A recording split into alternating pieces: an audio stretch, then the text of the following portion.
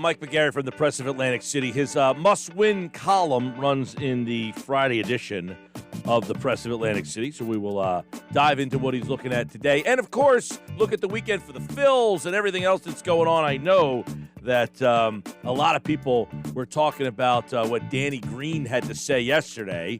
Now, I said if Green was thinking about coming here, he might be reevaluating after looking at his mentions. I'm not sure he's going to be so welcomed. McGarry says, well, if they pay him the most money, he'll be back here. And you're probably right about that. But in the grand scheme of things, I don't know, is that his way of being like, I'm not all that interested in coming back here?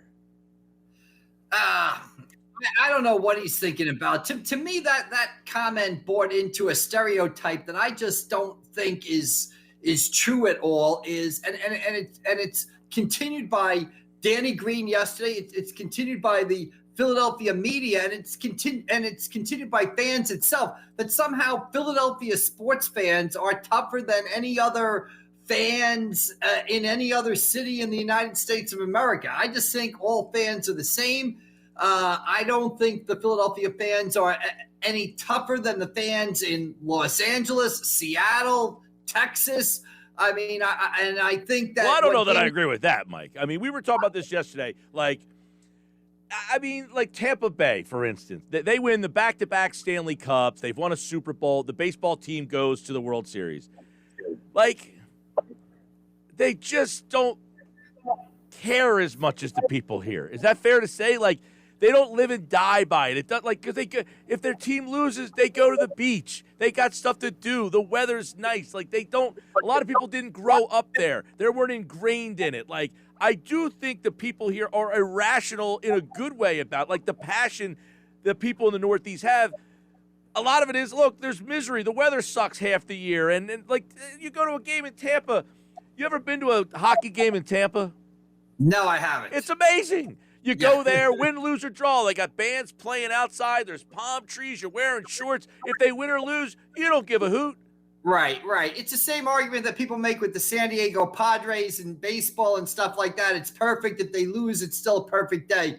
I just think I'll give you this. In the Northeast corridor, Boston, New York, Philadelphia, I think it's more consistent passion for every team in every sport. But I think if you go around the country, like I think you could talk to a couple SEC football coaches. I think you've got some irrational fans in Alabama, Georgia, LSU. I think you out to Los Angeles, it's not every team, but I think the Dodgers are under a microscope. The Lakers are under a microscope. USC football, believe it or not, is under a big-time microscope in LA.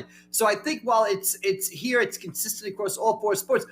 Look, I just sit in the stands at Citizens Bank Park, and I don't think the Philadelphia fans are mean to players or I don't think – I was at every Sixers playoff game. I don't think the Sixer fans could have been more supportive to Ben Simmons. Right. They did everything but bring him orange slices after the game. Well, I mean, he made three throws and warm-ups, for God's sake. Is Danny Green targeting the social media people who go after him? I just think sometimes athletes say stuff and they're just answering questions and they don't know kind of what to say. Because honestly, I don't know how Philadelphia fans could have been more supportive of Ben Simmons and the Sixers through this whole thing. They lost 3 home games. Here's what I would recommend for the Sixers and the Danny Greens of the world right now. Just go away.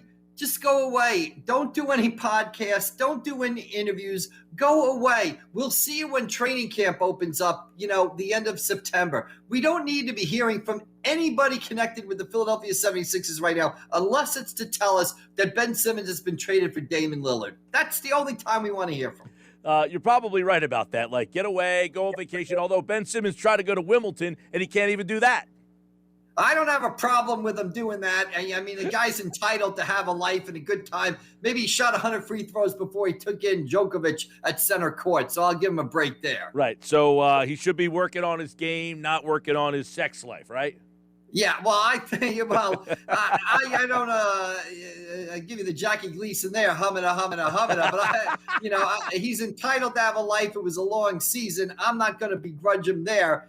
If he starts showing up in the tabloids every other day, though, then I think it's an issue. But, going to Wimbledon, he gets a pass for me on that. I do agree with what you're saying. Like, the fans are supportive. Like, they were, like, with Markelle Fultz. I almost feel, though, like it's almost counterproductive. Like, Fultz hit the 3, the place treats him like he's like a third grader who came in third place.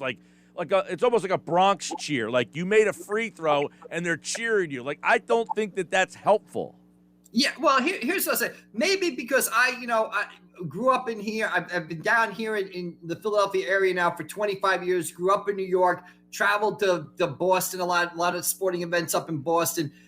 I just think you go. I see the crowd at Citizens Bank Park. To me, it's like Disney World. It's like people. It's families. It's people waiting to go on Peter Pan's ride or Mr. Toad's Wild Ride. Yeah, they'll boo when Hector Neris gives up 6 runs in the 8th inning in a torrential downpour, the way he did on July 4th. But they don't show up looking to spew venom at people. They're very supportive. So I just don't buy the idea that professional athletes are going to say, oh, Philadelphia is too mean for me. I can't play there, basically, because I don't think it is. No, and I think there's a reason, Mike, why so many athletes who come to Philly end up staying here and living here and being a part. Like, you get guys who have played here 1 year or 2 years, and they're more identified in their time here than they were in the places they were at for most of their careers. So whatever it is about playing in Philly and all that stuff, mostly turns out to be positive more so than negative. Right. I would agree with that.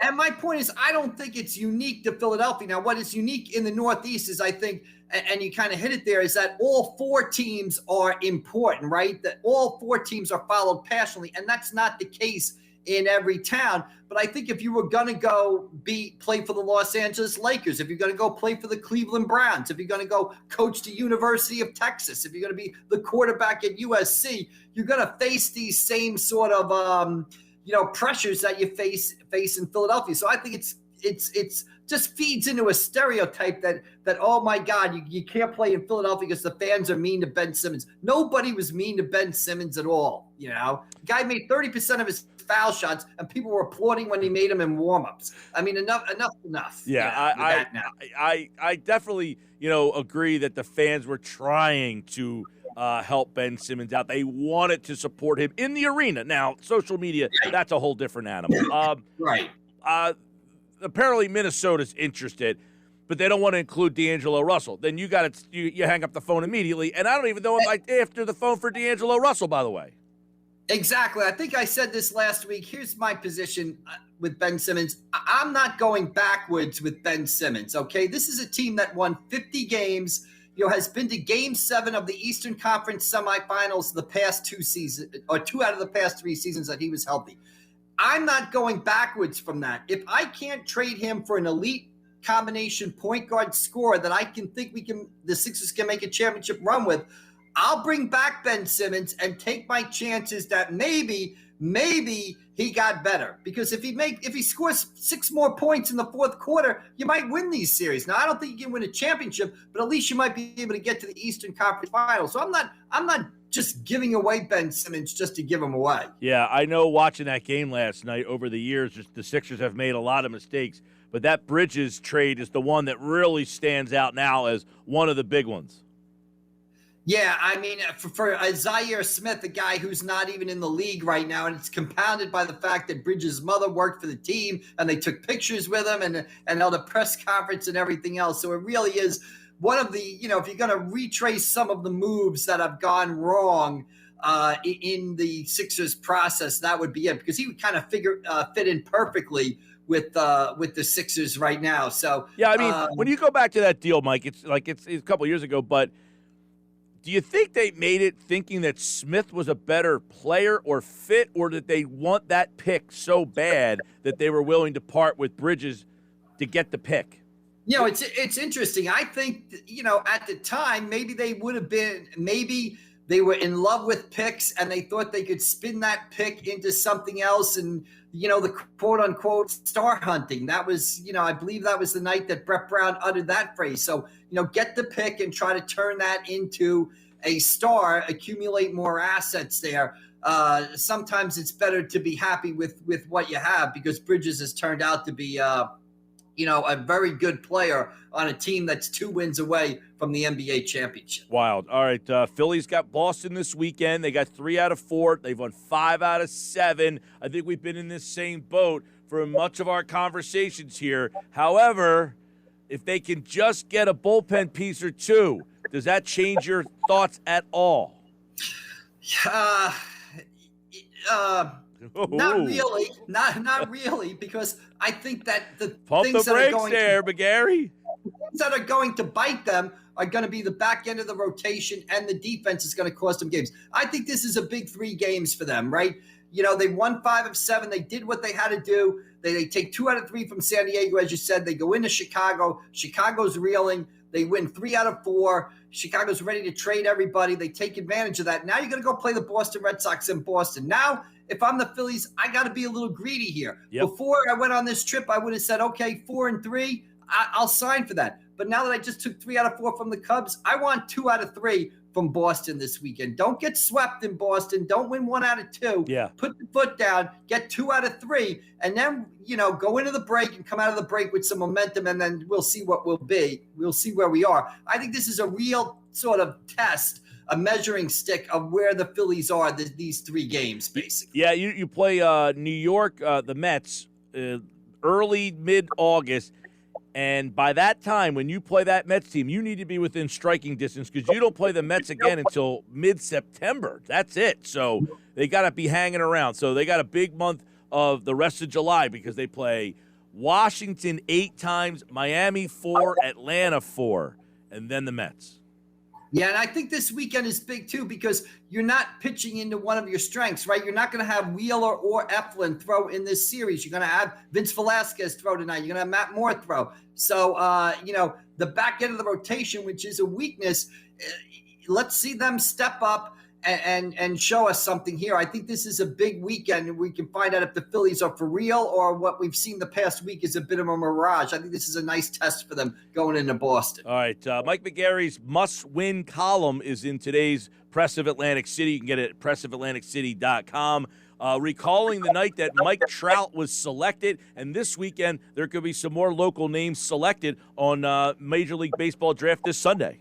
Yeah, you got Chase Petty, the mainland regional pitcher that we've talked about before, throws 100 miles an hour. The draft is Sunday night. Right now, Chase is probably, you see some mock drafts with him being selected in the late first round. You see him as maybe a second round selection, a guy who is, but if he was picked in the second round, would receive a big what they call an over the slot signing bonus. So these are going to be a huge couple of days for Chase. We'll have a story online, I think later today and in the paper Sunday, kind of life-changing days for him, right? Because he could get picked by a professional team and sign a contract with a 7-figure signing bonus. So exciting days for him, and the mainland guys will all be out there in Denver for the draft on Sunday, and then the second round is Monday. So we'll see what happens. And as you said, if he's picked in the first round, he's the first player from a CAL school to go since Mike Trout was picked 25th by the Angels in 2009. That worked out pretty good for the Angels. It did work out pretty well. Now, if you go back to that, were they anticipating being picked in the first round? Did they think, or was it